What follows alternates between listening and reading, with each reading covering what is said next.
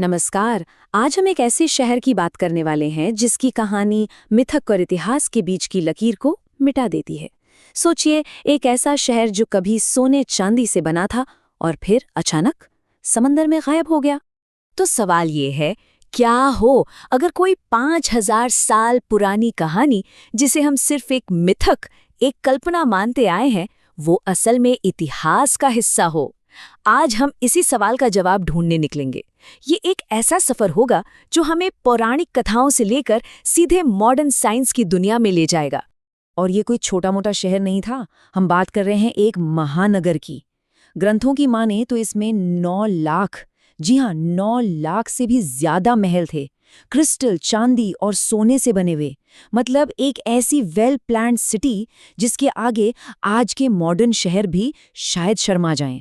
तो हमारा सफर कैसा रहेगा? सबसे पहले हम जानेंगे इस पौराणिक शहर की कहानी, फिर देखेंगे कि कैसे श्रापों ने इसका अंत किया। उसके बाद हम गोता लगाएंगे समंदर की गहराइयों में, जहां से इसके पहले सुराग मिले। हम बात करेंगे उस आर्कियोलॉजिस्ट की जिसने इसे खोज निकाला, और देखेंगे कि आज का विज्ञान इसके बारे में क्या कहता है। और आखिर में हम उस पॉइंट पर पहुंचेंगे जहां मिथक और इतिहास एक हो जाते हैं। तो चलिए शुरू करते हैं इस शहर के बनने की कहानी से। ये कहानी शुरू होती है जब श्री कृष्ण ने अपनी प्रजा के लिए एक सुरक्षित, एक शानदार जगह बनाने का फैसला किया। कहते हैं कि श्री कृष्ण ने समुद्र देव से जमीन मांगी और समुद्र देव ने उन्हें समंदर से जमीन का एक टुकड़ा दे दिया। और फिर इस शहर को बनाने का जिम्मा मिला दिव्य आर्किटेक्ट भगवान विश्वकर्मा को। और उन्होंने क्या बनाया? एक ऐसा शहर जिसकी दीवारें सोने की थी, फर्श चांदी के थे और पूरा शहर क्रिस्टल, कीमती पत्थरों और गहनों से जगमगा रहा था। इसके बड़े बड़े मजबूत दरवाजों की वजह से ही इसका नाम पड़ा द्वारका, जिसका मतलब है द्वारों का शहर। अब ये नाम अपने आप में बताता है कि ये कितना बड़ा और अच्छी तरह से सुरक्षित, मतलब वेल डिफेंडेड पोर्ट सिटी रहा होगा। लेकिन हर कहानी का एक अंत होता है, और दिलचस्प बात यह है कि द्वारका का ये सुनहरा दौर किसी बाहरी हमले से खत्म नहीं हुआ। नहीं, इसकी किस्मत तो 2 बहुत शक्तिशाली श्रापों ने लिख दी थी। पहला श्राप मिला गांधारी से।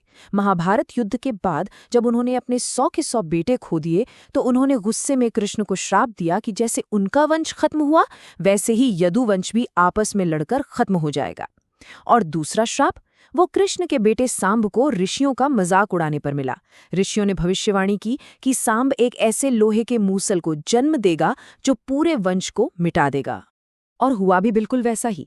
समय बीता और यदुवंश के लोग अहंकारी हो गए। एक त्योहार के दिन वो आपस में ही लड़ने लगे और एक दूसरे को मार डाला। इसके बाद भगवान कृष्ण भी एक शिकारी के तीर से घायल हुए और उन्होंने अपना शरीर त्याग दिया। और कहते हैं जैसे ही उन्होंने दुनिया छोड़ी, पूरी की पूरी द्वारका नगरी समंदर में समा गई। कई सदियों तक ये बस एक कहानी बनकर रह गई, एक मिथक। लेकिन फिर आई 20वीं सदी और समुंदर की गहराइयों से कुछ ऐसे सुराग मिलने लगे जिसने इस कहानी को एक असली खोज में बदल दिया। और देखिए कैसे धीरे धीरे ये मामला आगे बढ़ा। 1930 के दशक में मछुआरों और पायलटों ने पानी के नीचे कुछ अजीबोगरीब स्ट्रक्चर देखने की बात कही। फिर 1963 में एएसआई को खुदाई में पुराने जमाने के मिट्टी के बर्तन मिले, जिससे ये तो पक्का हो गया कि यहाँ कोई पुरानी बस्ती थी। और फिर 1970 के दशक में एक कॉपर प्लेट मिली जिसने इस जगह को सीधे सीधे भगवान कृष्ण से जोड़ दिया। तो अब तक ये सब थे छोटे छोटे सुराग।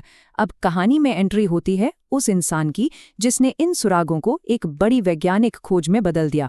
ये थे doctor SR Rao, Indian marine archaeology के पायनियर। उनका मानना था, और ये बहुत बड़ी बात थी, कि हमारे प्राचीन ग्रंथ सिर्फ मिथक नहीं है, वो हिस्टोरिकल डॉक्यूमेंट्स हैं। और इसी एक विश्वास ने उन्हें असली द्वारका शहर को खोजने के लिए प्रेरित किया। पर यह लड़ाई बिल्कुल भी आसान नहीं थी। सोचिए, उस दौर में कई साइंटिस्ट्स ने इसे एक धार्मिक जुनून कहकर खारिज कर दिया।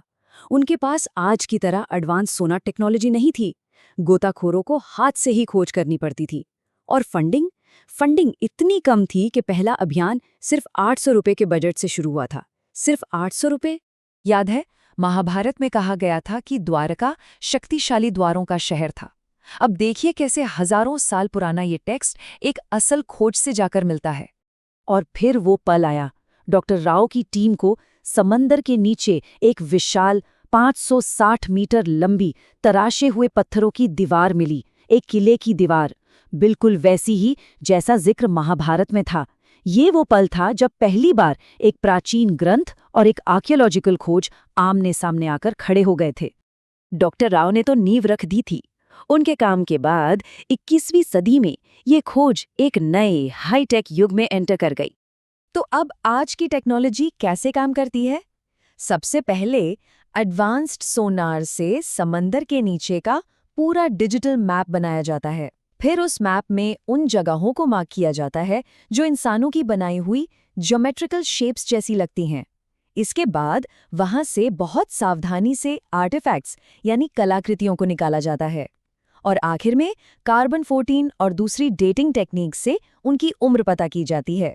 और मिला क्या? स्केल देखिए, वही 560 मीटर लंबी दीवार, 30 से ज्यादा पत्थर के खंभे जो बताते हैं कि वहां बड़ी बड़ी इमारतें थीं, और 500 से ज्यादा आर्टिफैक्ट्स। इसमें मोहरें, बर्तन और तो और एडवांस्ड 3 छेद वाले एंकर भी शामिल थे। ये सब सबूत चीख चीख कर कह रहे थे कि ये कोई छोटी मोटी बस्ती नहीं, बल्कि एक बहुत बड़ी वेल प्लान्ड सिविलाइजेशन थी। लेकिन जो सबसे हैरान करने वाली खोज थी, वो थी एक ऐसी कलाकृति जिसकी उम्र निकली 9000 साल। जी हाँ, 9000 साल। इसका मतलब ये हो सकता है कि इस जगह का इतिहास महाभारत की कहानी से भी कहीं बहुत ज्यादा पुराना है। तो अब सवाल ये उठता है कि इन सारे सबूतों को देखने के बाद साइंस क्या कहता है? ये महान शहर डूबा कैसे? क्या ये सच में कोई श्राप था या इसके पीछे कोई और वजह थी? और यहाँ साइंस और कहानी एक बार फिर साथ आ जाते हैं। जियोलॉजिस्ट्स को सबूत मिले हैं कि आज से लगभग 5000 साल पहले समंदर का लेवल अचानक और बहुत तेजी से बढ़ा था। शायद कोई बहुत बड़ी सुनामी आई हो या कोई और प्राकृतिक आपदा जिसने इस पूरे तटीय शहर को अपने अंदर समा लिया। और ये टाइमलाइन ग्रंथों में बताई गई कहानी से कमाल का मेल खाती है। तो जरा इस पूरी टाइमलाइन को देखिए। कहानी शुरू होती है 9000 साल पुरानी एक आर्टिफैक्ट से। फिर आता है 5000 साल पहले का महाभारत काल, जब द्वारका शहर अपने चरम पर था। फिर 1983 में डॉक्टर राव की वो ऐतिहासिक खोज, और 2024 में जब भारत के प्रधानमंत्री ने खुद इस जगह पर गोता लगाया, तो इस पर पूरे देश का ध्यान फिर से गया। ये हजारों सालों की एक जीती जागती कहानी है। द्वारका की कहानी यही दिखाती है कि कैसे आस्था हजारों साल तक इतिहास को जिंदा रख सकती है।